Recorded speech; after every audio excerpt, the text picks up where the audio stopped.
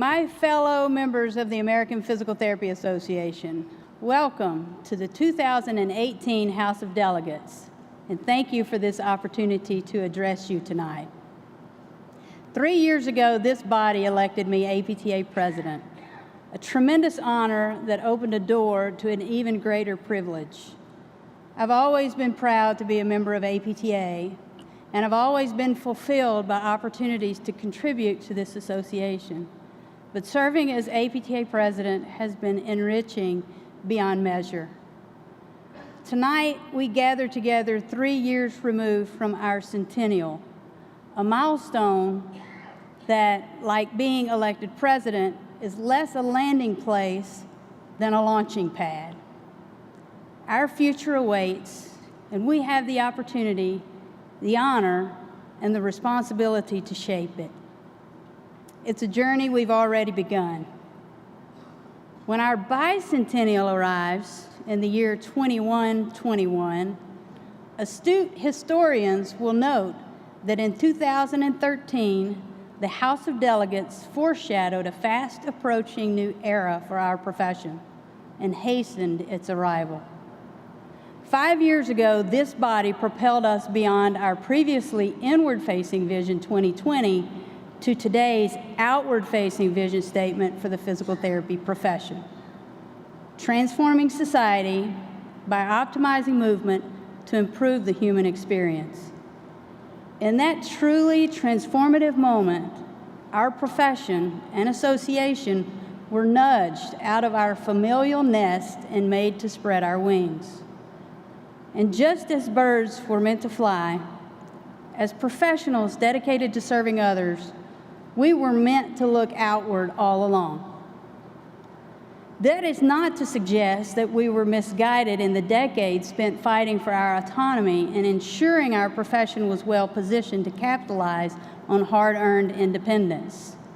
Most of us in this room wear those battle scars, and quite proudly. But where our past was shaped with sharp elbows, our future must be shaped with open arms. Where our origins situated our profession in the recovery and treatment of disorder, our future will be characterized by an increased role in sustaining health and proactively preventing disability and disease. And where previously we have demanded respect in part by staking out turf and occasionally pointing to the shortcomings of others, in our future, we will demonstrate our value base on the irrefutable data of our own outcomes and in partnership with our colleagues across disciplines. The healthcare system and our patients will demand nothing less.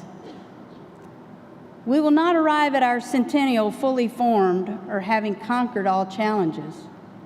Traditional payment models do not align with the present-day cost of physical therapist education.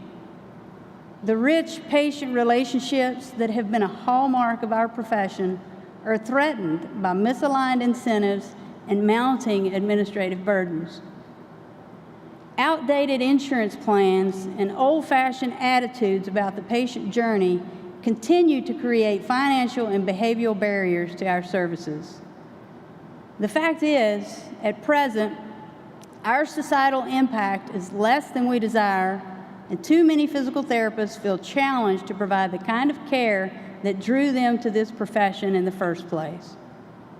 For those reasons alone, we all should feel a sense of urgency, but we should approach our future with enthusiasm, not dread, because our profession has never been satisfied with our position in the status quo. Our existence has been one of almost constant self-challenging evolution. Our progress has never been inevitable. It has always been hard-earned. So if we truly desire to not only see society transformed, but to shape that transformation, we must not only weather the storm of healthcare disruption. Instead, as Dr. Alan Jetty urged in his 2012 Mary McMillan lecture, we must face into the storm and choose questing over resting, But let's be clear.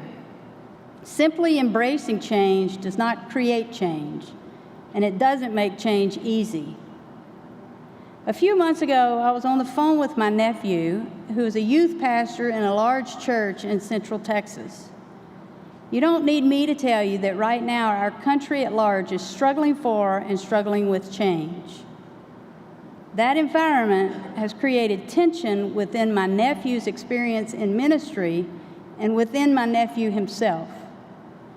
He described his current state as waking up to the many challenges of today. As we were talking, he asked me, "Aunt Sharon, how can you be so non-judgmental?" I told him it's because I've been judged, and I know what that feels like. Likewise, throughout our history, in ways large and small, our profession has been judged, and we know what that feels like. And we have participated in judgment as well. Judgment is delivered with folded arms, not open arms. It thrives on bias and stereotypes. It fosters tribalism. It ends conversations rather than starting them. It frequently dismisses nuance and entices us to build narratives around intent and hidden motives that sometimes say more about the judge than those being judged. It shackles us to old attitudes and routines.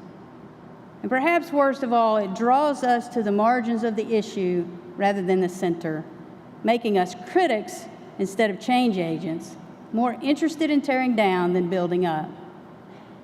We cannot transform society through judgment.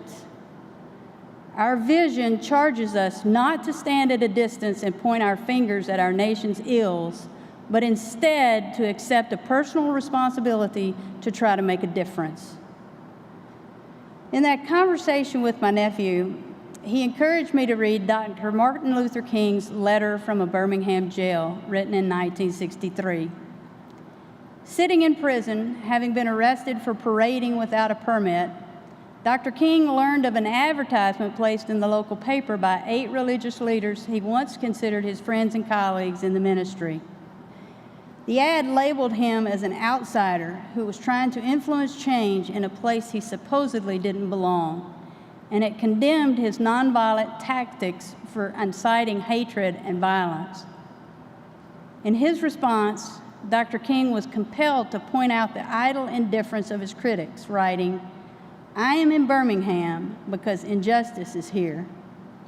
I am cognizant of the interrelatedness of all communities and states. I cannot sit idly by in Atlanta and not be concerned about what happens in Birmingham. Injustice anywhere is a threat to justice everywhere. We are caught in an inescapable network of mutuality tied in a single garment of destiny. Whatever affects one directly affects all indirectly. Never again can we afford to live with the narrow, provincial outside agitator idea, and anyone who lives inside the United States can never be considered an outsider anywhere within its bounds." As an association and profession, we must ensure that no one feels like an outsider anywhere within our bounds. This obligation is spelled out in our recently updated mission statement, building a community that advances the profession of physical therapy to improve the health of society. To fulfill our mission, our community must vastly improve our diversity by being intentional about inclusion. We must prioritize listening and learning. We must enable the next generation of physical therapists and physical therapist assistants to transform our association just as our association must transform society. Most of all, we must get involved with open arms and open minds, not only as a community, but as individuals. I understand that in today's turbulent climate, the problems we face as a nation and profession can seem too complicated and volatile for any one person to make a difference. For our younger members, this might be the first time you have felt this way. but we've been here before. 50 years ago, almost to the day, APTA members gathered in Chicago for APTA's annual conference of 1968. Dr. King had been assassinated not even 3 months earlier. Robert Kennedy had been assassinated just over 3 weeks earlier. And around those tragic deaths, there were riots in Chicago, Washington, D.C., Baltimore, and other places across the United States. The conference was unfolding in what APTA President Eugene Michaels called trying times. In his annual member address, President Michaels said, "Our journey, both in society and in the world of healthcare, is beset with difficulties, with wrangling, haranguing, and with conflict between forces. We are exposed daily to arguments and counter-arguments over whether ours is a sick society or a violent culture." Sadly, those words ring true today. And it's not the only place in which Michael's 1968 address resonates. He articulated that there are disturbances of some human functions which the skilled physical therapist can evaluate more competently than the physician. He noted that physical therapist treatments rarely comprise the total physical therapy program of any one patient. And while advocating for the physical therapist's autonomy, he cautioned against clustering together in specially trained groups and erecting, in his words, high surrounding fences with warning signs that say, "Special functions, keep out." Instead of isolation, Michaels urged cooperation. That would mean, he said, sitting down as adults for frank, well-informed, intelligent dialogue in which areas of agreement and disagreement can be mutually explored, and doing this at all levels. For the practice of physical therapy is just as broad as what all of us do and just as deep as what each of us does.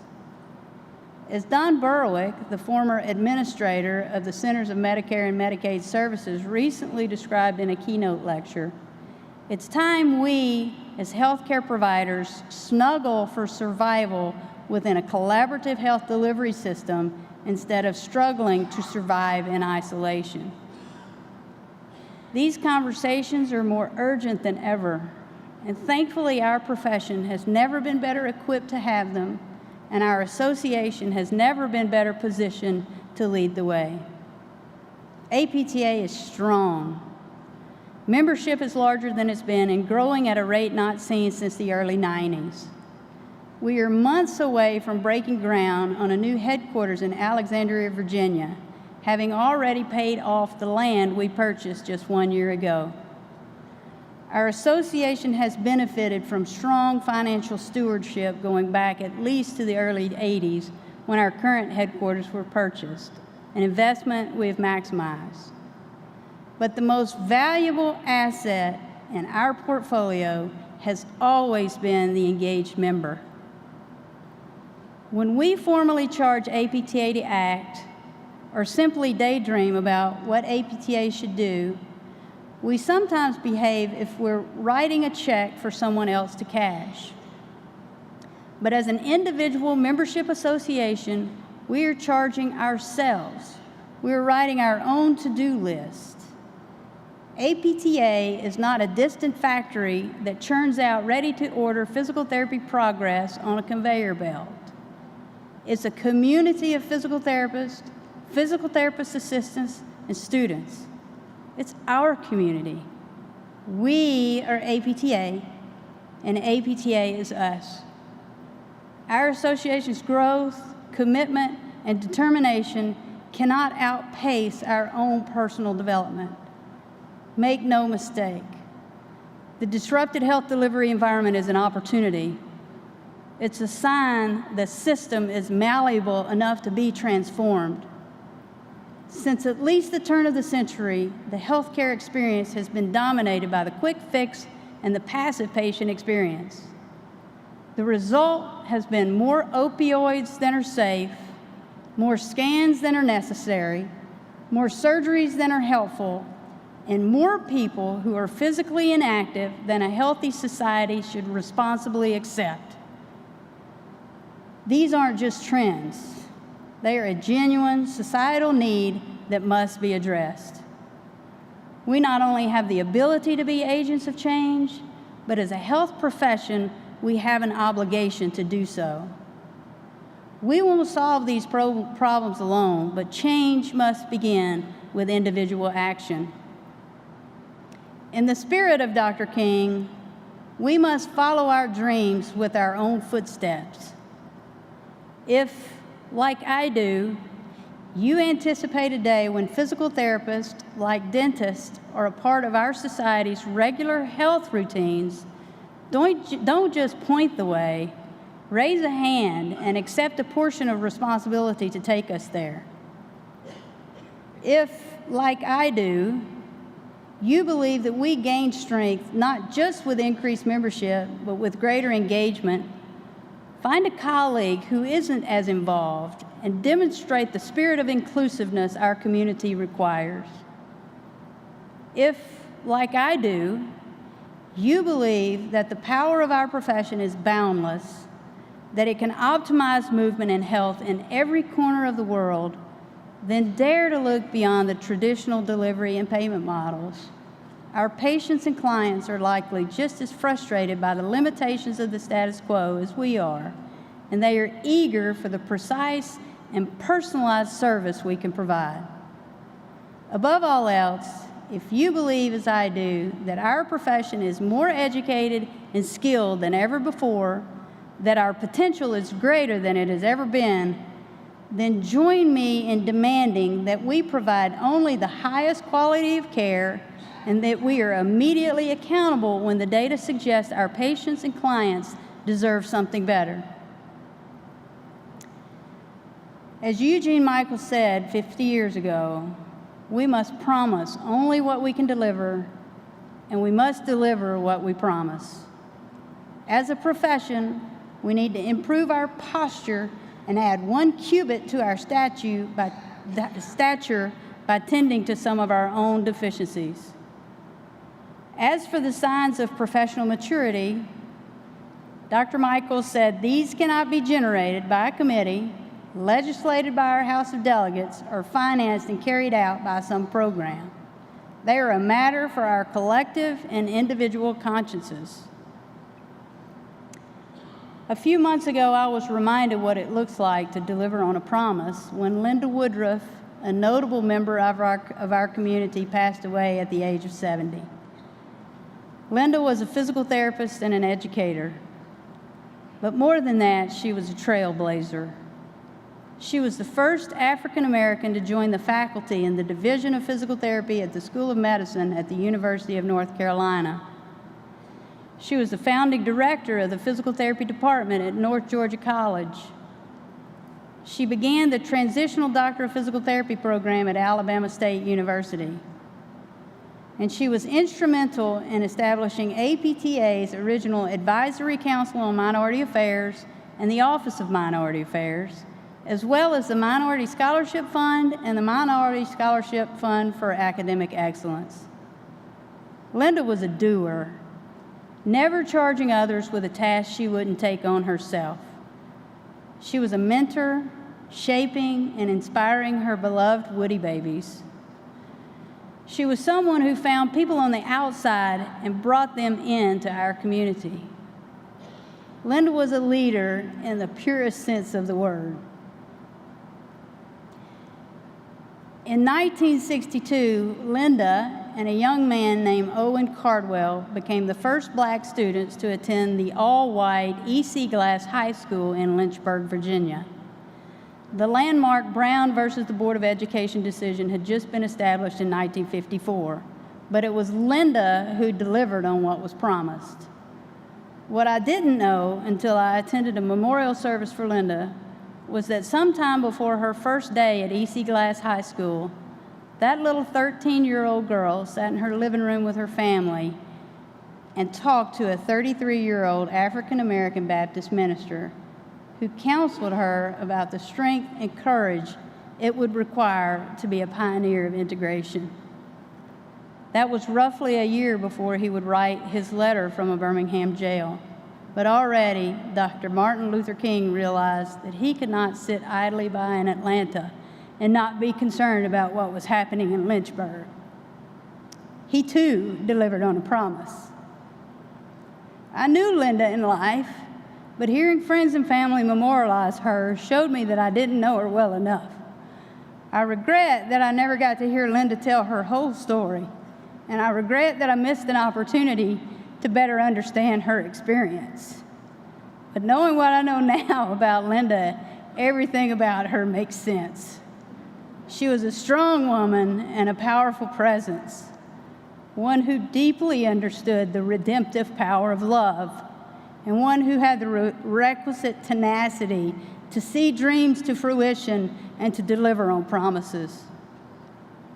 Thanks to trailblazers like Linda Woodruff, we have unprecedented freedom to pursue a better tomorrow.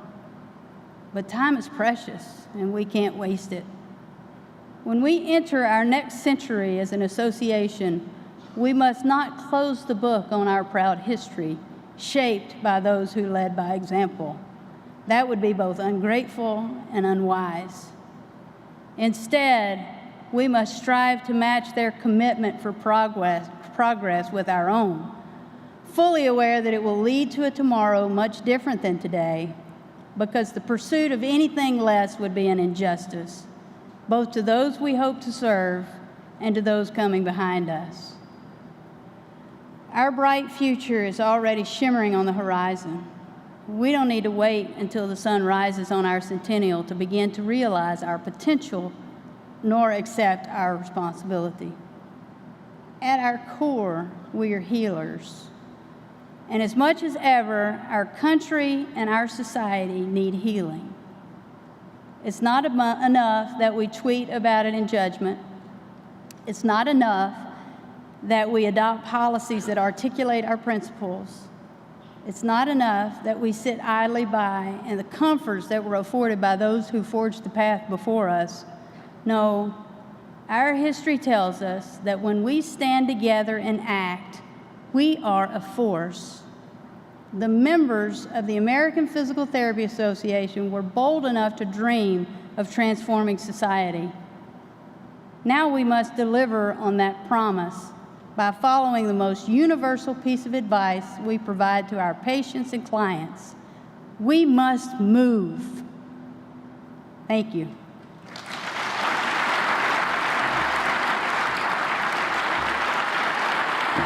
Thank you.